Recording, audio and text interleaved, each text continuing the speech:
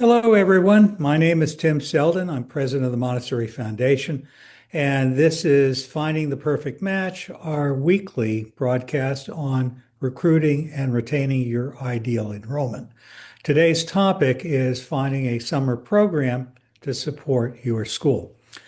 At the moment, I'm here alone, and I may or may not be able to see the chat while I'm broadcasting. So if you're here and you would like to ask a question, please feel free to unmute and speak. You can also turn on your camera if you wish. So let me start sharing and we'll get right to it. And where is share? Oh, sharing is not where I'm used to seeing it. Hold on.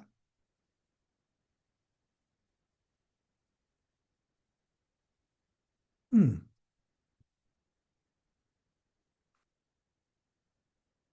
Hold on, we'll get started in just a second. I'm sorry, they keep, here we go. Share has now appeared. And I need to get to,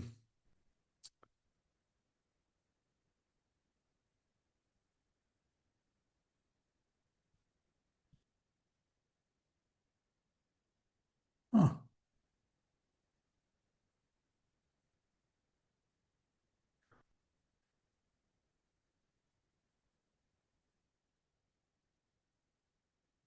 sorry about this. We will be started in just a moment, just acting weird.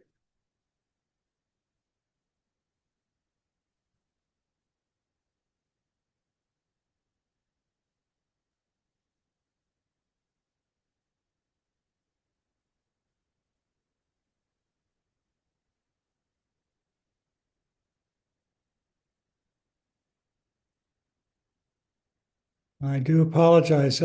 My dock is blocking me from being able to hit the sharing button, so I have to hit system settings and get it from there. Oh dear. Nothing is working right today. Okay, what is wrong?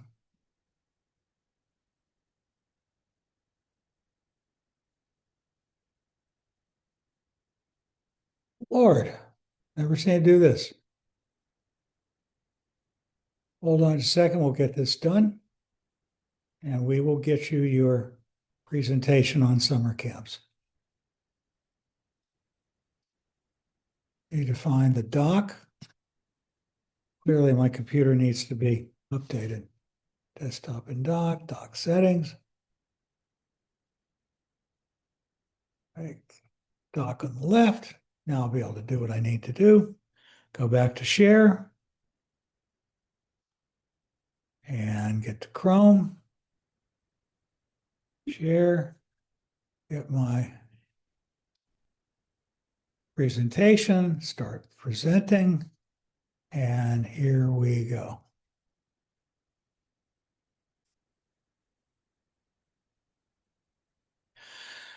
Okay.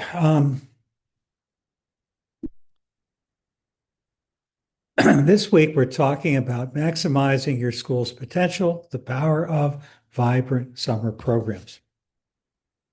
Hi, Amanda. You're here just in time. Sorry for that lateness. No, don't worry. Hold on. I'm having Blitz not here yet, and I'm here alone. I'm trying to navigate my wacky computer. And it keeps going forward. I want to go back. Okay. So the first thing I want to say is you really don't want to let your school facility sit empty in the summer. And typically, what happens, at least if you're a Montessori school, is you may have a group of parents who go away in the summer or they want some other programs, and there's a tendency to not want to take in outside children. My personal advice is you've got to make your facilities work year round. Summer camps can meet the needs of those families that need year-round care. More importantly, it's a great marketing tool. It's a great way to meet families who would fall in love with your school and are just looking for a summer program when they first meet you. Another is a great way to build loyalty with current families because not only are you offering year-round care, if you do it right, you're taking whatever you would do during the school year and doing all the really good stuff that you can do in the summertime. Now, most people that do summer camps in Montessori, at least, are often doing something like a 1 week program where they look at dinosaurs, they look at sea life or whatever. And that's okay. But I think you need to do a little better than that. So I'm going to suggest that this should be thought of as a major program element and not as maybe if we have time, we'll do it right. If you do it correctly, your summer program will produce day for day as much as you bring in during the school year, if not more. Let me give you an example. For many years, I ran the Berry School. The Berry School was typical of many more sophisticated private schools. We had about 650 children. During the summer, we had 800 children. Now, admittedly, we had really good facilities, 45 acres, two pools, gymnasiums, fields, lake, river, all kinds of good stuff. However, I've seen people do this all over the world, so it doesn't require a country campus to do. We made as much money in the summer as about 1/4 of the entire year. So in 8 weeks, we brought in more than 8 weeks worth of program. The reason for that in part is because, at least in many markets, people are willing to spend more for a 2 week or a 4 week summer program that they think is really good than they are comfortable paying on a day-to-day basis for a school. Now, you can get a premium in the summertime. The other thing is, if it's done correctly, your school may want to try to do something that is partially or entirely academic to prevent the summer loss of learning. I mean, many children in Montessori and other schools go away over the summer and they no longer remember how to multiply or divide or anything they learned as of last fall. So if you do it right, the summer can be a time to keep skills going in developing well. And you can offer your teachers meaningful employment if they need it. Now, again, many people say, I don't run a summer program or I don't do much with my summer program because my teachers don't want to work. And that's normal. So I want to start with the idea that don't assume that your summer program has anything to do with your current teachers. Whoops, what the heck? All right, we've just gone from the presentation mode to something totally different. What the heck has happened here? Hold on. Huh. Okay. Let's try that again.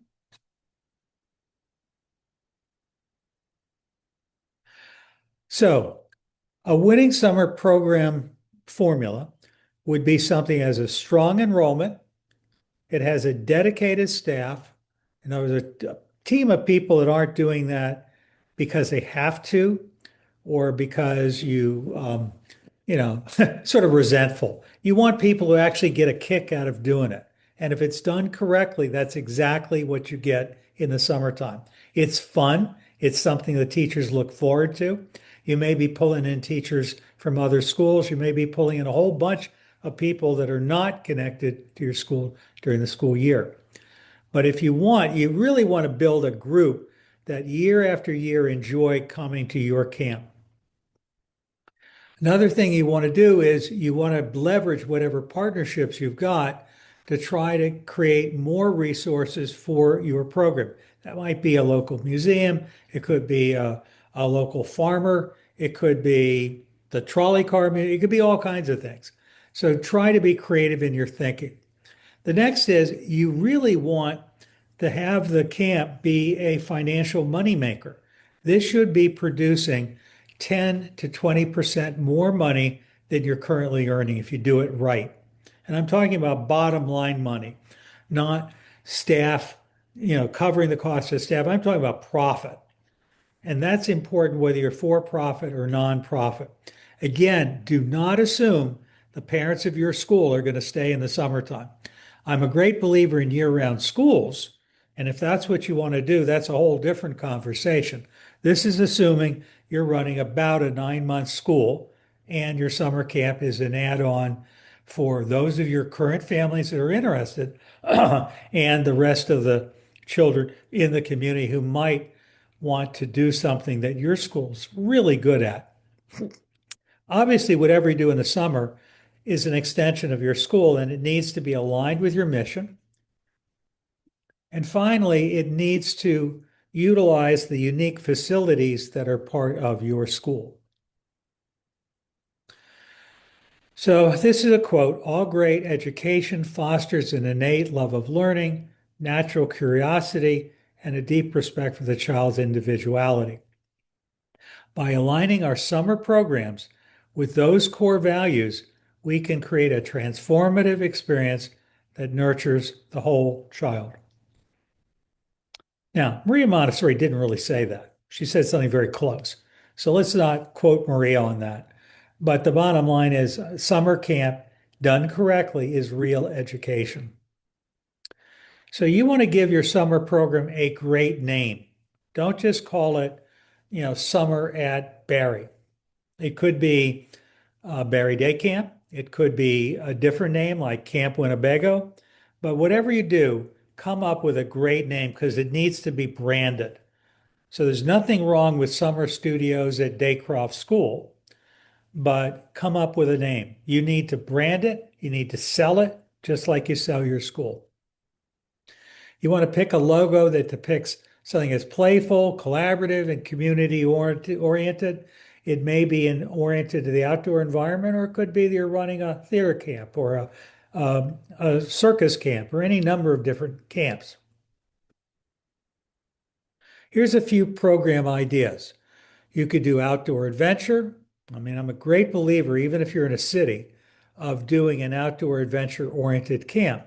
For example, the Kingsley Montessori School in Boston takes kids up into the mountains and does day trips with them as well as overnight camping trips.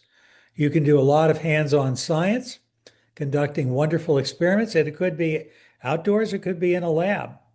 Um, Amazing things you can do with STEM, 3D printing, chemistry for 3, 4, and 5-year-olds. There are all sorts of things. You want to do culinary explorations if you have a kitchen. Great believer in a teaching kitchen and teaching kids how to cook properly, and they can bake, they can make soups, they can do all sorts of things having to do with food if you're allowed to cook with children in your school.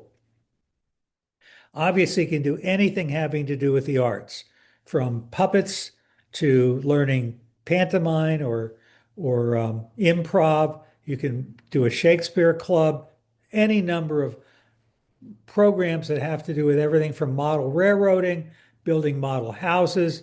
By the way, if you don't know the Hands for Building program, look them up. It's Hands number 4 Building. We're not associated with them, but they are really, really good people. They have a whole program of teaching miniature carpentry to young children. So again, be creative, go for quality. You want to offer flexible scheduling for families. For example, one thing you might do is a Monday through Thursday program. You might do a Monday through Friday. You might just be, 9 a.m. to 3 a.m. You may do something where you have a program that goes into the evening. There are all sorts of programs. For example, I spoke to a school in Tribeca, New York City area, that runs a program where the families are members and they can come to the camp 7 days a week. There are all sorts of different programs I've seen done. You can offer programs for every age. You could do things like Shark Camp. You can do an early childhood program. For example, if you're a Montessori school, you just continue your Montessori Children's House program. You do sports camp, theater camp, music camp, math lab. How about a Montessori math lab? You do circus camp, nature camp, science camp, any number of different programs, language immersion camp. So summer programs can have as many different ideas as you can possibly imagine. Young Playwrights Theater, Young Authors Workshop, you can have the Reading Lab, you name it. You can have a summer journey of academic enrichment. You could do practical life exploration, including teaching manners, grace and courtesy, ethics. You can teach kids how to cook. You can teach kids how to cook, to clean. You can teach them how to build things, all practical life. You can do sensorial immersion, taking kids in all kinds of Montessori extensions, such as nature walks and art projects using natural materials, music, movement. That's all sensorial. Language and literacy, incorporating Montessori aligned language and literacy activity, and storytelling, creative writing workshops, book clubs. You can make books and teach kids bookbinding. These are all expressions of the literature programs that your school might be running during the school year, and you can expand it during the summer. You do all sorts of stuff with mathematics. Again, I'm talking about fun, not just kill and drill. And I'm not just talking about catching kids up. It can be enrichment as opposed to catch up, or it could be both. You do cultural enrichment. You can teach, you know, any number of different, we're going to go to, I call it Camp Passport. This week we're going to Italy. Next week we're going to China. Next week we're going to India, whatever. You do whole immersions into the culture of another country. And I've written all kinds of books about this if you're ever interested in exploring that particular model. And of course, you can teach leadership skills and community building and social consciousness. There are all sorts of programs that people do during the summer. You want to invest in talent. And again, you've got to understand your own teachers may or may not want to work with you in the summertime. If they do, great. If they don't, you probably don't want to force them to do it. You can get wonderful people that live in your community and are willing and able to work in the summertime. Again, if you're regulated as a child care center, you may not be able to do this because there may be special requirements for people to work in the summer, and those people may not be available to work for just the summer. However, to the degree you can, think outside of the box. Look for local talent. It could be parents in your school who could teach skills, or people who are artists, or people who are carpenters, or any number of people who would be able to pass a criminal background check and are good people, but would be willing to work with you for a couple of weeks in the summertime. You want to invest in developing really, really cool programs. For example, 3D printing, or a theater program for young kids, or teaching kids how to write theater. These are all examples, or a dance teacher, or a circus program. You can offer attractive perks, which could include anything from obviously attractive wages, flexible schedules, and any number of benefits, including you can bring your kids with you to camp. Build a leadership pipeline, because you want to train your own people to be able to lead the camp as they get more experienced. And you want to create a very collaborative culture. And what I find with the camp is, even if I'm working with a bunch of people who teach in the local public schools during the school year, or are college professors or college students, I want to get them together at times during the winter to talk about what are we going to do this summer. Camps, for a lot of people, not everyone, but for a lot of people, they're really fun. There's something that it's almost forgotten these days how much fun they are. Ideally, you want to have facilities that inspire people. So one of the things that I would do is I'd look for things that I always wanted to build in my school year, and I would use the summer camp as an extra leverage to be able to afford that swimming pool that we need, or that gymnasium we always wanted to do, or that soccer field that we want to set it up properly. So it's really important to have these kinds of things. We want to understand that the summer program is a business, and you want to treat it as a business. You want to have fun with it, but the goal is to make money. So you want to maximize the use of your campus. You want to create a really serious stream of income. And you don't do this as a begrudging activity. Do this with enthusiasm. This is a great thing to do. And Your camp, as I said, should give you an extra 10 to 20% more money in raw profit after you pay your bills. So do it well. You want to market. I mean, this particular webinar is all about marketing, right? So our basic message that Clint and I have is don't assume word of mouth will work. Don't assume that spending $5,000 a year on marketing is generous. The typical business spends between 10 and 30% of every dollar that comes in on making sure that their marketing is working. You need to invest in making the phone ring. And that's true for the school year, and it's true for your summer program too. So you want to definitely use the summer camp as a marketing tool for the school, and you want to deliberately go out and promote the camp. Don't just assume people accidentally stumble on it. So really, really, really work on word of mouth. You want to amplify your online presence. You want to have really serious outreach campaigns. And of course, you want to have paid marketing. You want to have immersive preview experiences. A lot of people do sort of summer open houses during the winter and spring where people could come and see what it would be like. And you want to have really good merchandise from the school with your school's logo and the name of the camp. And you want kids walking around your community proud that they went to your summer program. Oop, I don't know why I did that.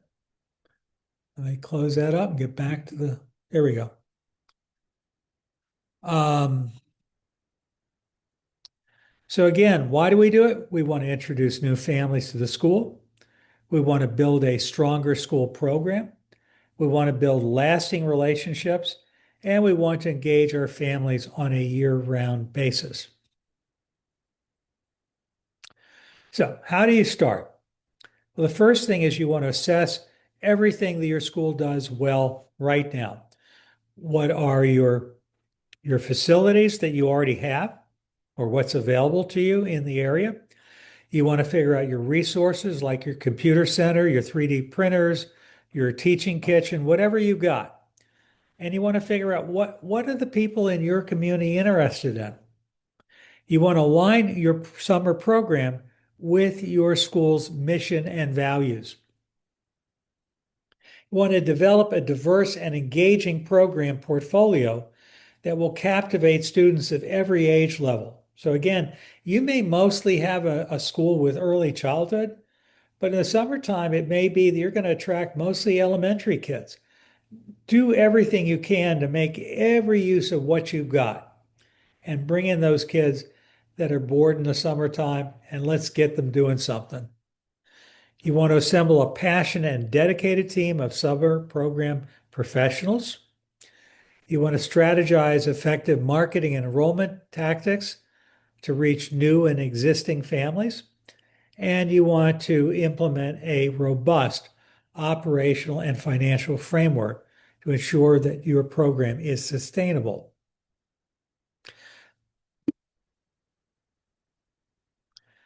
So again, you want to embrace the summer. It's fun. Have fun with it. This is not something you do if you have time. This is core to the very nature of your school. And again, there's so many different models you could do. It could be nature-based learning. It could be practical life skills of one sort or another. It could be environmental education. It could be individualized instruction. There's no wrong answer. You want to figure out what people are interested in, what you're good at, and come up with something unique. So, this is a word cloud. These are different things that you might do. You're trying to make a summer program that really gets your kids thinking that they want to come back. If you do it right, the camp is going to make kids love your school. And it really deserves everything you've got to do it well. By the way, should you need help, the Montessori Foundation is a consulting group. We can help you design, plan, and organize a real summer program. Probably not the last minute, but this is a long-term investment.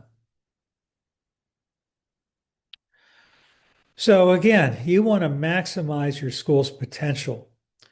If you do this right, your summer program is going to be absolutely wonderful. It's going to change the face of your school, or it's going to magnify everything that's great about your school already. And that's it. We stop sharing and see if anyone has any questions.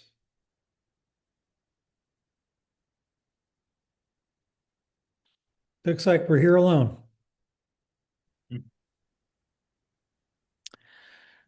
Clint, any thoughts from you? No, I know I missed right in the beginning. I was wrapping up a call. I just always come at it from the marketing angle, and man, there's some schools that I work with that when they have a robust summer program, it so nicely translates into much easier conversations for enrollment. It helps really support your other enrollment efforts. Probably one of the most overlooked things is actually marketing to your summer program folks after summer program is done. I can't tell you how many times, when we're thinking about marketing plans and it's, okay, who should we market to? I'm like, well, who are the families at your summer program? Have you emailed them yet? Have you talked to them about coming to an open house? And so many of them say no. And it becomes really low hanging fruit for those conversations. Well, I see some old friends that are here. Felissa, for example, Amanda's here. Um, Please feel free if you want to turn on your camera and open up your mic and ask any questions or offer any thoughts, because I'd love to know what your thoughts are. Does this make sense? Have you heard it all before? I know we talked about this a year ago, and I even used the same slideshow. Um, but hopefully the information is useful today as it was a year ago.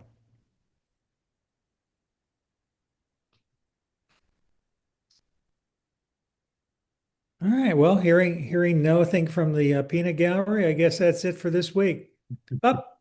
Hi, Thank you Felissa. so much. I think this is a great idea for me to think about, not this summer, but maybe next summer.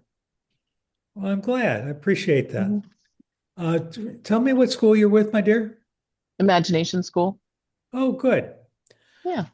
Well, again, you think about fundraising. You get more money from a good summer camp than you can from the typical fundraising program. Yeah. And I like the idea that it doesn't have to be taught by the staff. It actually would be somebody else that I can, either a parent or somebody else in the community. Mhm. Yeah, I mean, it's a whole industry. In fact, I should mention the American Camp Association is the national group for these programs, and they are very similar to the Montessori associations and so forth. They do all the things you would think of for a school, and they're great. And they have wonderful resources and books and all sorts of programs to support the development of these kinds of recreational or summer learning programs. That cardboard? Tell me the name of that again. The American Camp Association. American Camp Association.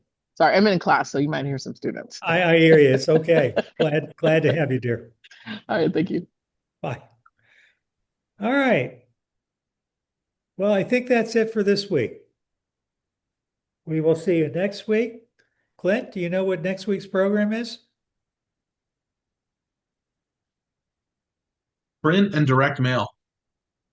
Print and direct mail. That's a great one. I like So it. we'll see. We'll hopefully see you next week for that topic. All right. Goodbye, everyone. Take care, everybody.